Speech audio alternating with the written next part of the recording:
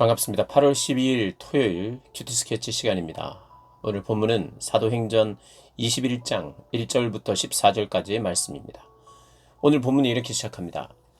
우리가 그들을 작별하고 배를 타고 바로 고스로 가서 이튿날 로도에 이르러 거기서부터 바다라로 가서 베니게로 건너가는 배를 만나서 타고 가다가 구브로를 바라보고 이를 왼편에 두고 수리아로 항해하여 두로에서 상륙하니 거기서 배의 짐을 풀려 함이러라.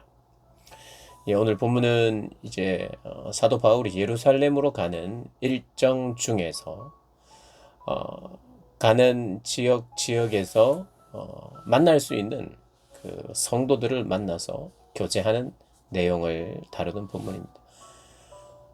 먼저 오늘 두로에 들립니다. 두로에서 상륙해서 배에 짐을 푸는데 4절에 이런 내용이 나옵니다. 제자들을 찾아 거기서 이레를 머물더니 그 제자들이 성령의 감동으로 바울더러 예루살렘에 들어가지 말라 하더라. 일단 예루살렘을 목적지로 하고 지금 바울이 움직이고 있는데 성령의 감동을 받았다고 합니다. 성령의 감동. 그의 형제들이, 교제하는 형제들이요 제자들이 성령의 감동으로 예루살렘에는 가지 마라. 이렇게 이제 부탁을 해요. 권면을 합니다. 그런데 이 여러 날을 지낸 후에 떠납니다. 그리고 떠나면서 서로 바닷가에서 무릎을 꿇고 서로 기도하고 서로 작별한 후에 배에 오릅니다. 무릎을 꿇고 서로를 위해서 기도하는 사이예요. 예루살렘으로 가는 이유는 주님의 뜻을 행하기 위해서입니다.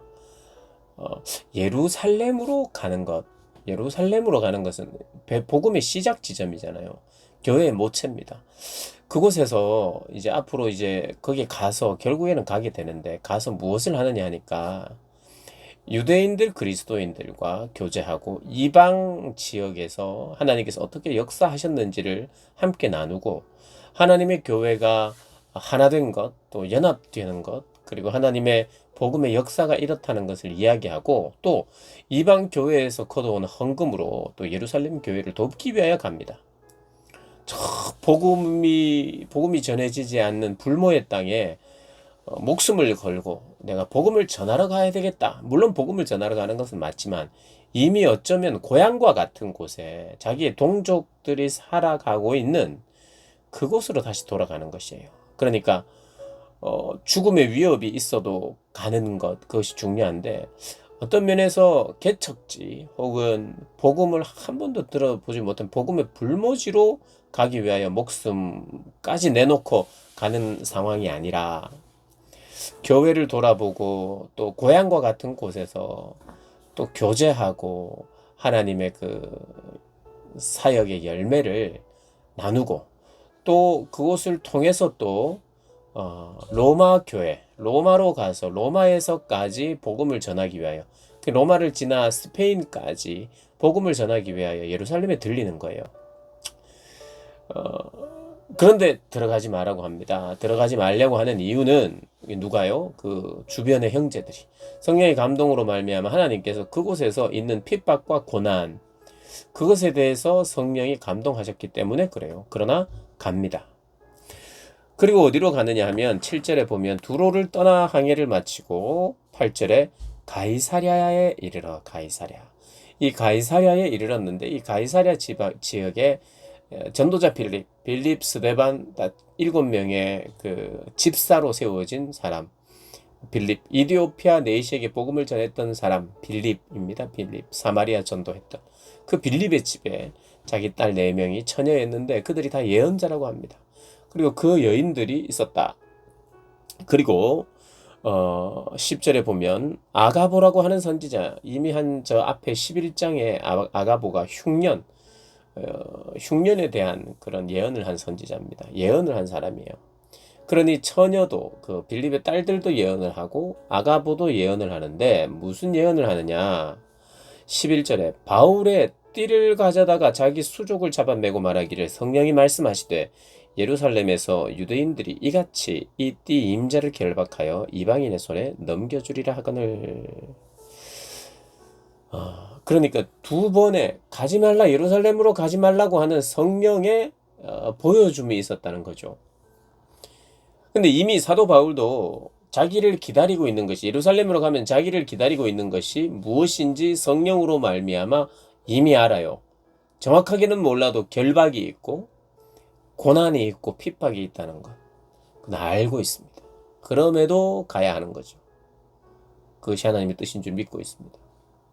그런데 여기 빌립 집사의 딸들도 그렇고 아가보 선지자도 그렇고 성령이 이렇게 보여주셨는데 이렇게 그 고난과 위험이 있다 이렇게 이야기를 하자 12절을 보면 우리가 그 말을 듣고 이 한 번 들은 게 아니라 그 전에 어디서에도 두로에서도 들었거든요. 두로에서도 들었고 가이사랴에서도 또 들으니까 우리는 누구냐 하면 누가 이 사도행전을 쓴 누가가 여기에 포함되고 자기가 직접 쓰니까 우리라고 표현하죠.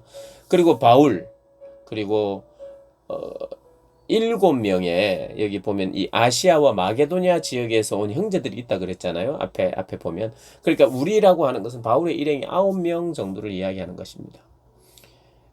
우리가 그 말을 듣고 이제 바울을 제외한 우리를 말하는 거죠. 그 말을 듣고 그곳 사람들과 더불어 바울에게 예루살렘으로 올라가지 말라 권합니다.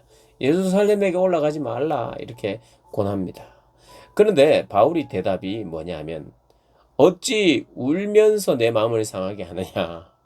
함께 있는 자들, 함께 동행하는 사람들이 울면서 왜 사도 바울이 내 자신의 마음을 이렇게 상하게 하느냐.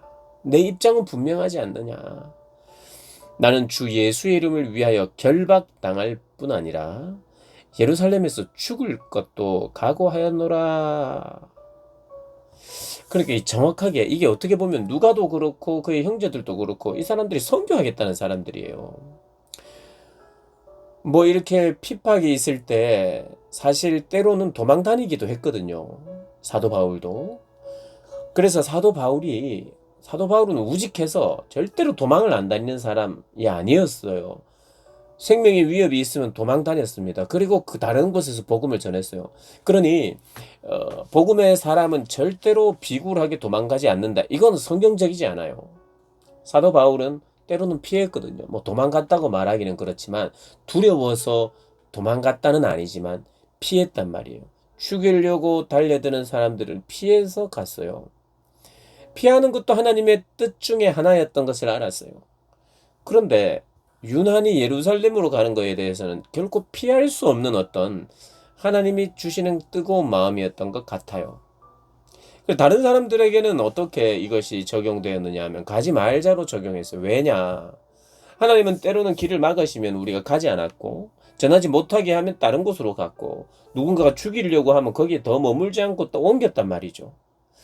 자, 옮기면서 사도 바울의 그 목표는 예수를 전하는 것이었어요. 어느 지역이든 복음을 전할 곳이라면 다 쫓겨다니면서도 복음을 전했어요. 근데 사실 예루살렘은 쫓겨다니면서 복음을 이곳에는 반드시 전해야 되기 때문에 가는 건 아닌 것 같아요. 물론 어디든지 복음을 전하는 곳이 전해야 되는 사람이 있지만 그게 큰 목표는 아니었어요.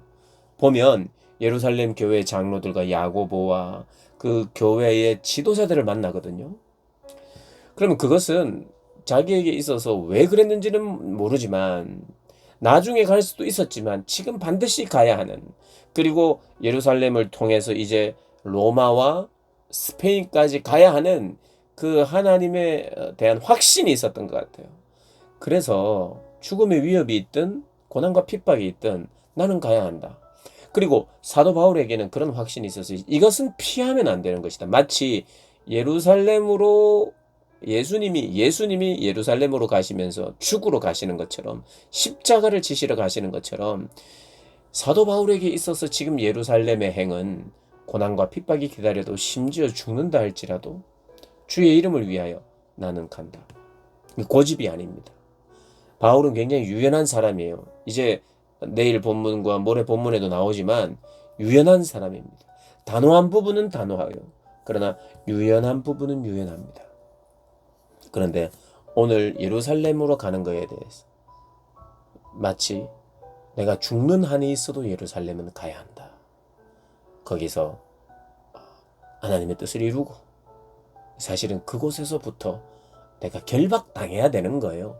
결박당해서 이제부터는 예루살렘에 가서 결박당하여 로마까지 후송이 되고 그 계속되는 그 시간 속에 재판이 자꾸 보류가 되면서 오랫동안 죄수는 아니지만 아직 미결수로서 계속해서 감금이 되면서 물론 자유가 주어지는 감금이었으나 어느 정도 자유로움이 보장된 가운데 그러나 매여 있는 몸으로 그런데 신기하게도 이것이 유대인들이 죽이려고 하는 그 어떠한 그 모함에서 오히려 로마 군대가 그를 보호하는 모습을 우리가 보게 됩니다. 하나님의 인도 안에 참 다양함도 있지만 어떤 하나님의 뜻은 때로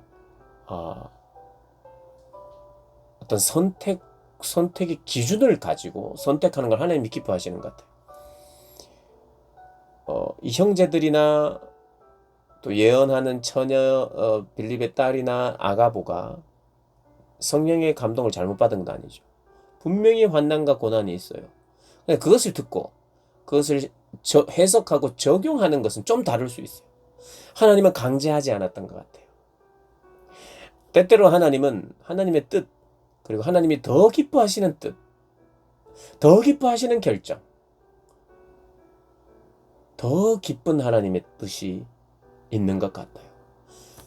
그러니까 다른 사역자들은 조금 미루어서 다음에 가자고 혹은 다른 방법을 찾자고 이것이 하나님이 우리에게 미리 보여주는 사인이 아니겠냐고 생각할 때 하나님의 더 기뻐하시는 뜻에 대한 민감함, 오직 예수를 위한 마음으로 가장 민감한 사도 바울이 내가 죽음까지도 각오하면서 간다. 이건 마치 예수님이 십자가를 피하지 않듯이 예루살렘으로 십자가를 반드시 지러 가시듯이 이 바울에게도 그런 모습이 나타난 것을 볼 수 있습니다.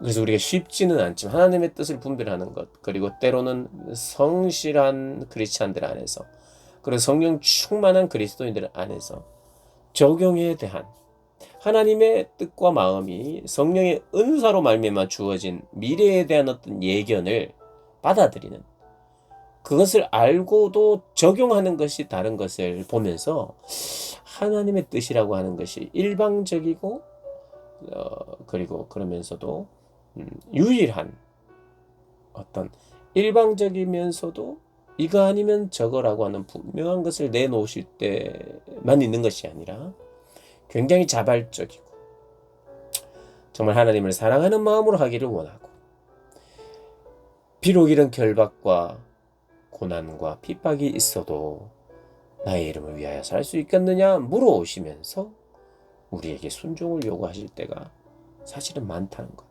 오늘 본문을 통해서 우리에게 가르쳐주는 것 같습니다. 그런데 우리에게 인생에 참 선택이란 것이 쉽지 않죠. 선택의 연속인데 신실한 사람들 안에서도 때로는 그 선택의 기준이 달라집니다. 성령이 보여주시며 동일하게 보여주심에도 불구하고 우리의 선택이 달라질 수 있어요. 그것은 때로는 기준 때문이에요. 그 사람의 기준, 삶의 기준. 다른 사람도 물론 주 예수의 이름을 위하여 살았습니다. 누가도 그렇고 다른 형제들도 함께 사도 바울과 전도하고 얼마나 귀한 사람들이에요. 그럼에도 불구하고 지금 이 부분 분명히 회피를 하면 안 되는 상황인 것을 알고 결단하는 사도 바울을 우리가 만나게 됩니다. 누가 옳았다, 누가 믿음이 더 좋았다, 더 일사각오였다, 이 사람처럼 해야 된다, 누가나 빌립의 딸들이나 이런 사람들보다 바울의 믿음이 더 좋았다로 우리가 이것을 평가해서는 안 되고 어떻게 보면 예루살렘으로 가는 것은 당장 복음을 듣지 못해서 긴박해서 아무도 예수를 못 들었기 때문에 가는 것은 아니라면 그렇다면 좀 늦게 가도 되는 것이거든요. 어떻게 보면. 그러나 이 사도행전이 지금 이 바울의 사건을 다루면서 생각나고 기억나게 하는 것이 바로 예수님의 십자가 사건이에요.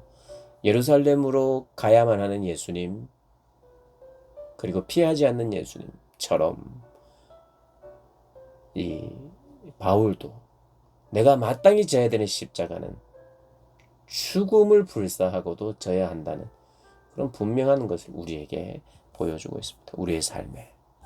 그래서 사실 우리의 삶에 정말 주님이 원하시는 것은 우리의 헌신입니다만은 나에게 가장 귀한 것을 원하세요. 하나님은 사도 바울에게도 우리에게도 너에게 있는 가장 귀한 것 그게 뭡니까? 여러분에게 있는 가장 귀한 건 뭡니까? 부자입니다. 그것 주님 받으시기를 원합니다. 그것을 드리며 살아가는 저와 여러분 되시기를 주님의 이름으로 축복합니다.